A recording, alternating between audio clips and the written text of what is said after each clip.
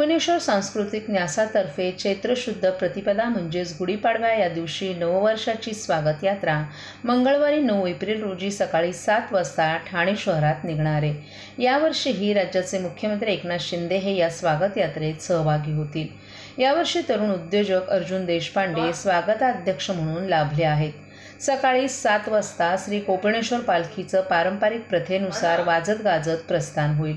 प्रथम ठाण्यातील श्री सिद्धिविनायकाचं दर्शन घेऊन पालखी आणि इतर पादचारी जांभळी नाका रंगो बापूजी चौक या मार्गानं दगडी शाळेकडे निघतील। त्यावेळी तलावपाळीवर उभे असलेले चित्ररथ आपापल्या क्रमानुसार पालखीबरोबर येऊन पालखीचं रूपांतर भव्य अशा स्वागत यात्रेत होईल। ही स्वागत यात्रा पुढे आराधना सिनेमा हरिनिवास चौक गोखले रोडपर्यंत येईल, तर पुढे राममूर्ती मार्ग पुन्हा गाडगीळ चौक तळापाळी मार्गे पुन्हा श्री कोपिनेश्वर मंदिरात येईल। मंदिरात आरती आणि प्रसाद वाटप झाल्यानंतर या कार्यक्रमाची सांगता होईल। या निमित्तानं आयोजित केलेल्या सांस्कृतिक कार्यक्रम आणि उपक्रमांची माहिती देण्यात आली आहे। 7 ते 9 एप्रिल दरम्यान भव्य रांगोळी प्रदर्शन गावदेवी मैदान या ठिकाणी करण्यात आले। याच कालावधीत फोटो सर्कल आयोजित प्रदर्शन कोपरी प्रांगण येथे करण्यात आले। तर रविवारी 7 एप्रिल रोजी सायंकाळी 5:30 ते 8 मध्ये कोपिनेश्वर प्रांगण येथे नृत्यधारा, सायंकाळी 8:30 ते 10 मध्ये दशावतार नाटक, तर सोमवारी 8 एप्रिल रोजी सायंकाळी 6 ते 7 या दरम्यान कोपिनेश्वर प्रांगण येथे महिला पौराहित्य वर्गाचं रुद्रपठण, तसंच याच दिवशी तलावपाळी मासुंदा तलाव येथे 7:30 ते 8:15 दरम्यान दीपोत्सव आणि 8:30 ते 9 दरम्यान कोपिनेश्वर प्रांगण येथे नांदी, तसंच सायंकाळी 9 ते 10 वाजेपर्यंत कोपिनेश्वर प्रांगण येथे शिवराज्याभिषेक नृत्य नाटिका सादर करण्यात येणार आहे। श्री कोपिनेश्वर सांस्कृतिक न्यासातर्फे आयोजित गुढीपाडवा नववर्ष स्वागत यात्रेत यंदा प्रबोधन करणारे सायकल स्वार, मल्लखांब आणि जिम्नॅस्टिक प्रात्यक्षिकं, ड्रम, झेंबे वादन, एरियल कसरती, महिला बाईक रॅली, प्रबोधन करणारे चित्ररथ यामधून समर्थ भारत, श्रेष्ठ भारताचं दर्शन घडणार आहे।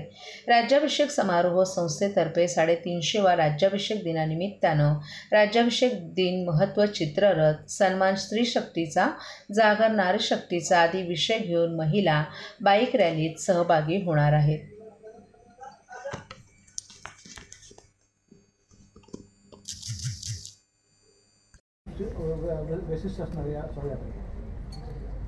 आत्तापर्यंत सगळ्यांच्या सहकार्यातनं आपण ही यात्रा संपन्न करतच असतो, पण यावर्षीचं एक वेगळं पण असं की वयाच्या 21व्या वर्षी आपलं स्वतःचं एक नाव सिद्ध केलेलं आणि जेनेरिक फार्माचे जनते श्री अर्जुन देशपांडे यांनी आपलं स्वागताध्यक्षपद स्वीकारलेलं आहे।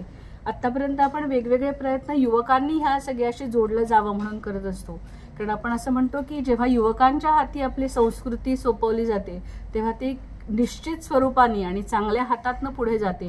आणि त्यामुळे यावर्षीचे आमचे निमंत्रक आणि आमचे स्वागताध्यक्ष हे दोनही तरुण तडफदार नेतृत्व आहेत आणि अशा नेतृत्वाच्या हातामध्ये आपली ही सगळी धुरा सोपवणं आणि त्यामुळे अशी खात्री आहे की त्यांच्या दोघांच्या माध्यमातून आपण शाळा, कॉलेजेस आणि शिवाय ठाण्यातल्या वेगवेगळ्या ठिकाणाहून जिथे जिथे यूथ आहेत त्या यूथनं असं आवाहन करतोय की ही सगळी परंपरा आणि संस्कृती टिकवण्याचं काम आपण करणार आहात आणि त्यांचा आदर्श आणि त्यांचं उद्दिष्ट जे आहे की ह्या सगळ्यांनी ठाण्यामध्ये एकत्रित यावं आणि भव्य दिव्य अशी यात्रा करावी, त्या दृष्टीने आम्ही सगळ्यांना आवाहन करतो। मॅडम, एकूण किती चित्ररथ असणार आहेत आणि चित्ररथांची थीम काय असणार? साधारण आपण 3 विषय दिलेले होते यावर्षी थीमसाठी। एक श्रीराम, दुसरी होती की शिवराज्याभिषेकाचा 350व्या वर्षाची सांगता आणि राष्ट्रीय संत, अशा अनुषंगाने आपण थीम दिली होती आणि साधारण 55 ते 60 प्रत्यक्ष चित्ररथ आणि याशिवाय पायी चालणारे किंवा बॅनर्स घेऊन सोसायटींचा सहभाग असणाऱ्या जवळजवळ 15 ते 20 सोसायटी काही स्वरूपामध्ये या यात्रेमध्ये सहभागी होतील आणि काही जण प्रत्यक्ष आपल्या सदनिकेच्या बाहेर या आपल्या मार्गावरती नववर्ष स्वागत यात्रेचं स्वागत करण्यासाठी सिद्ध असतील।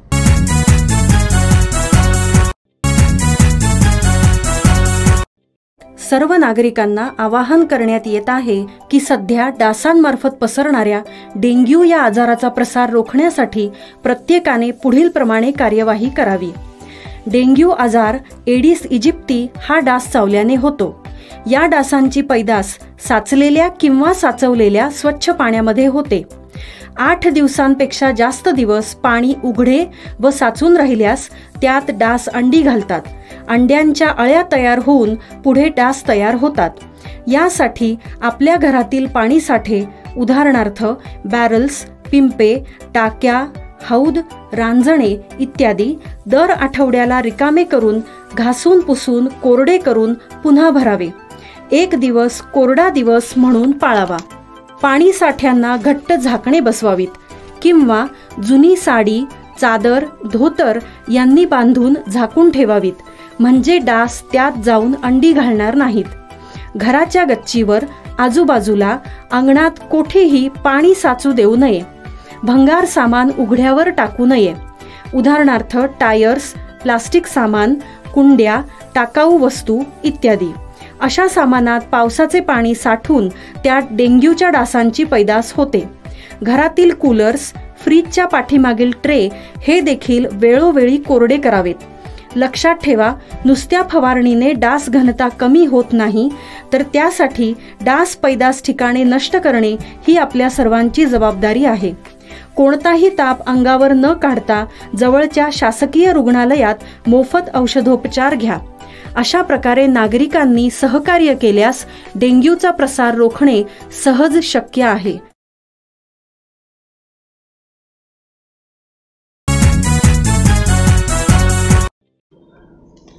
लोकसभा निवडणुकीच्या तयारीचा एक भाग म्हणून भारतीय जनता पार्टीच्या वतीनं राज्यभर 3 एप्रिलपासून 6 दिवसीय बूथ विजय अभियान राबवण्यात येणार असल्याची माहिती केशव उपाध्ये यांनी दिली आहे.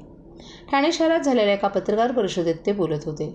6 दिवसीय बूथ विजय अभियानाअंतर्गत प्रत्येक बूथवर मागच्या निवडणुकीपेक्षा 370 मतं वाढवण्यासाठी विविध उपक्रम हाती घेण्यात येणार असून याद्वारे महायुतीच्या उमेदवाराच्या विजयाचं मताधिक्य वाढवण्याचे प्रयत्न केले जाणार असल्याचंही उपाध्ये यांनी सांगितलं.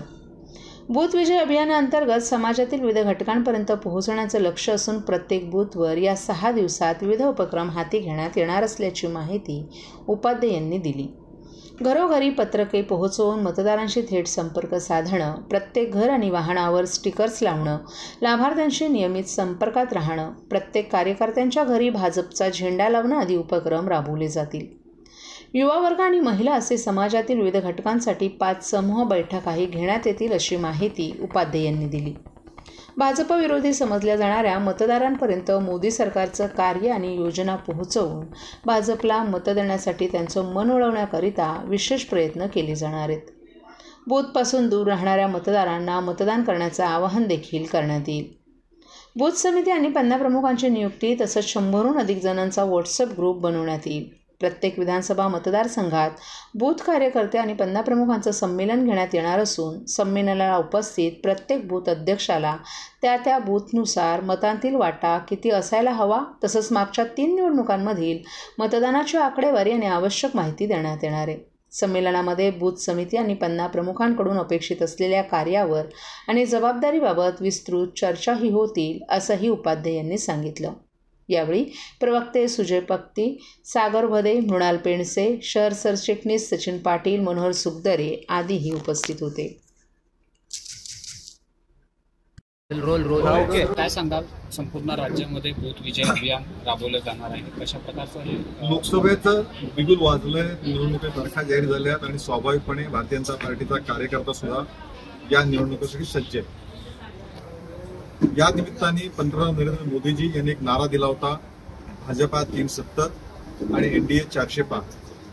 हा नारा प्रत्यक्षात आणण्यासाठी भारतीय जनता पार्टीच्या बूथच्या कार्यकर्त्यांचा कंबर कसली आहे आणि त्याला प्रत्येक बूथवर 370 पारचा नारा हा भारतीय जनता पार्टी देते. याचा अर्थ असा की भारतीय जनता पार्टीचे प्रत्येक कार्यकर्ते हे प्रत्येक बूथवर गेल्या वेळी मिळालेल्या मतांमध्ये 370 मतं अधिक मिळवतील यासाठी प्रयत्न करणार असा बूथ विजयी अभियान भारतीय जनता पार्टीचं सुरू झालंय. त्याची पुढच्या 6 दिवसामध्ये अभियान चालणार आहे. गेल्या वेळी 2019 मध्ये जी मतं बूथवर मिळाली त्या मतांमध्ये 370 मतं अधिक मिळवणं आणि त्यासाठी घरोघरी संपर्काचं अभियान, त्याचबरोबर गाडीवरती असेल, घरावरती भारतीय जनता पार्टी स्टिकर लावणं, पंतप्रधान नरेंद्र मोदींच्या योजना लोकांपर्यंत घेऊन जाणं लाभार्थ्यांना पुन्हा एकदा जाऊन भेटणं, त्याशिवाय आतापर्यंत तुम्ही लोकसभा विधानसभाचे मेळावे, बोर्डाचे मेळावे ऐकले असतील. यावेळी आम्ही 50 प्रमुखांचे मेळावे आयोजित करतोय बूथवरती.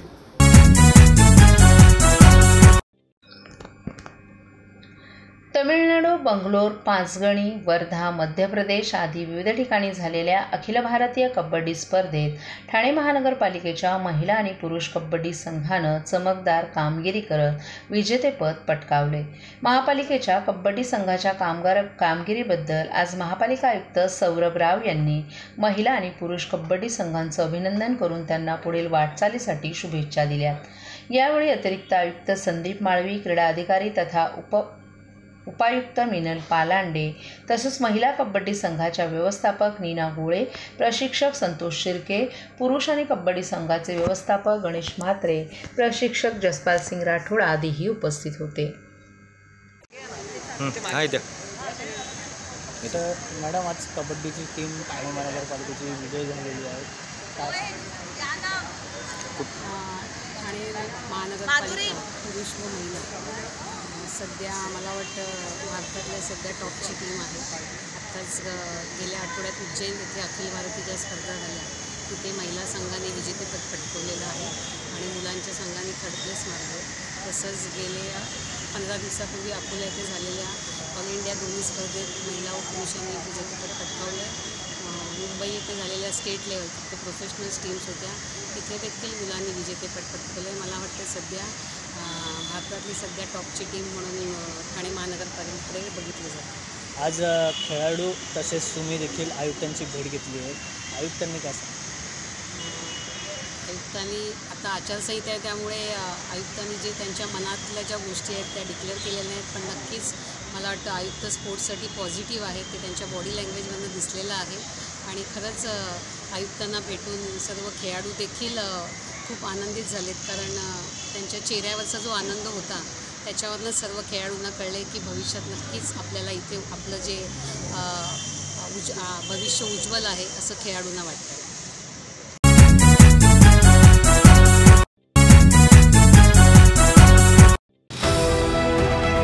TJSB सौर शक्ती कर्ज, गो ग्रीन, करा वीज बिलावर बचत. आकर्षक व्याजदर, 84 महिने परतफेड कालावधी, 80% लोन, व्यावसायिक आणि उद्योजकांकरता सुद्धा. अधिक माहितीसाठी तुमच्या जवळच्या शाखेला भेट द्या किंवा संपर्क साधा. 1800-223-466 आणि 1800-266-3466.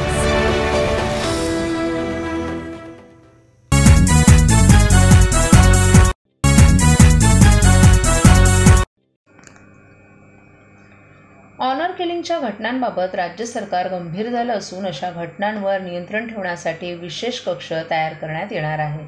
ठाणे जिल्ह्यातही कक्ष तयार झाला असून ऑनर किलिंग रोखण्यासाठी तात्काळ कारवाई केली जाणार आहे.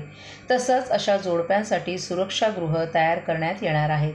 संविधानात अभिव्यक्ती स्वातंत्र्याचा अधिकार असताना आंतरधर्मीय किंवा आंतरजातीय विवाह करणाऱ्या जोडप्यांसोबत ऑनर किलिंग होणं, त्यात सरकार प्रशासन कमी पडणं याबाबत सर्वोच्च न्यायालयानं चिंता व्यक्त करत देशातील प्रत्येक राज्यांना स्पेशल सेल स्थापन करण्याचे आदेश दिले, त्यासाठी नियोजन करण्यास बजावले. या आदेशानुसार राज्य सरकारनं याबाबतचं परिपत्रक काढलं आहे. आंतरजातीय आणि आंतरधर्मीय विवाह करणाऱ्या जोडप्यांना संरक्षण आणि सुरक्षित घर पुरवण्याची जबाबदारी जिल्हाधिकारी आणि पोलीस आयुक्तांच्या खांद्यावर सोपवली आहे. समितीमार्फत आंतरजातीय आंतरधर्मीय विवाह करणाऱ्या जोडप्यांना आवश्यकतेप्रमाणे सुरक्षागृहाची मदत पुरवण्याची दक्षता घेणार आहे. ज्या ठिकाणी या जोडप्यांना पोलीस संरक्षण देता येईल अशा ठिकाणी ही सुरक्षागृह असावेत अशीही अट घालण्यात आली आहे. या जोडप्यांना सुरुवातीला नाममात्र शुल्क आकारून 1 महिन्यासाठी सुरक्षागृह उपलब्ध करून द्यायचं आहे. प्रकरणाचं गांभीर्य लक्षात घेता जास्तीत जास्त 1 वर्षापर्यंत सुरक्षागृह उपलब्ध करून द्यायचं असून याबाबतचं परिपत्रक महाराष्ट्र सरकारकडून काढण्यात आलंय.